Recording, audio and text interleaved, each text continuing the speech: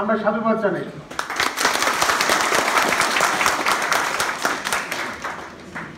ধন্যবাদ সবাইকে। এ পর্যায়ে আজকের এই অভিষেক অনুষ্ঠান 2025-এ আপনাদের মধ্য থেকে যদি কেউ স্বেচ্ছায় তার মতামত জানাতে চান, দু একটা কথা বলতে চান, বলতে পারেন।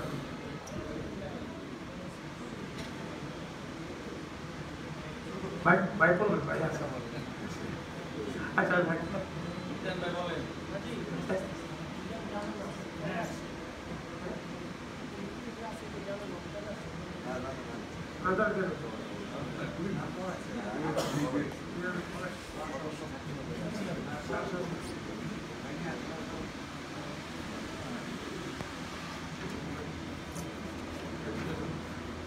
আমাদের মিজানুর রহমান ভাই পরে আসছেন, যদিও তিনি